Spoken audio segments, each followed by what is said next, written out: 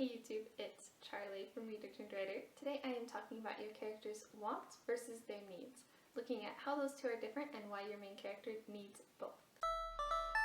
In a book, character arc and plot are both really important, and the better that they mesh together, the more unified your book will feel and the more impactful your ending will be.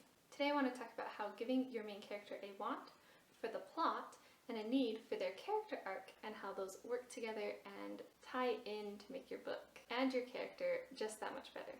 Your character should have both a want and a need. These are two different things, though tied closely together. I've heard them referred to as two sides of the same coin. A want is external, a need is internal. A want is plot related, a need is character arc related. A character's want is just what it sounds like, the thing they want more than anything else. This is part of what drives their motivation and creates their goal. It can and often does change throughout the story. A character's want is also concrete, usually measurable.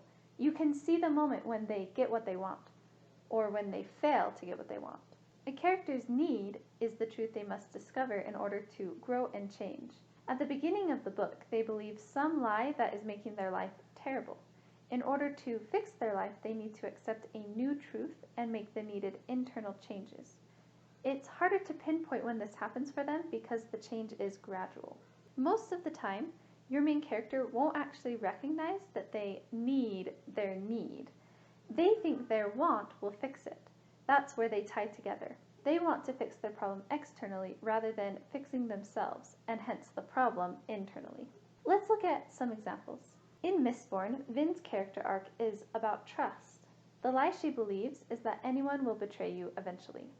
Her need is to learn to trust people. Her want, or the thing that she thinks will solve her problem, is to survive, and more specifically, to survive without having to rely on anyone else. If she can survive on her own, then she doesn't need to trust anyone and the risk of being betrayed is gone. In Ella Enchanted, Ella's theme is about autonomy. She is cursed with obedience and wants to break that curse. The lie she believes is that something external, like a fairy, needs to take the curse away for her. That's her want, to find a way or a person who will take away her curse. Her need is to realize that she has the power within herself to break the curse without external help. In The Goose Girl, Ani's character arc is about confidence. The lie she believes is that she needs to have the same strengths as her mother to be a good ruler. Her want is to gain those skills at the beginning of the book, and then to prove herself as the princess later when her lady-in-waiting has taken her place and is pretending to be the princess. Her want would prove to others that she has the right skills to be a leader, or what she thinks are the right skills. Her need is to realize that she has unique talents that would make her a good leader in a different way. In Holes, Stanley's character arc has to do with fate. The lie he believes is that his fate is already decided. Remember the curse from his however many great-grandfather? His want is simply survival. If his fate is already decided, then why try? Bad things are going to happen anyway. His need is to realize that his actions ultimately determine his destiny, even though there are things that are out of his control. It isn't until he takes proactive action to better his life, going after Zero when Zero runs away, that he affects his fate by actually breaking the curse on his family. My last example is a TV show rather than a book.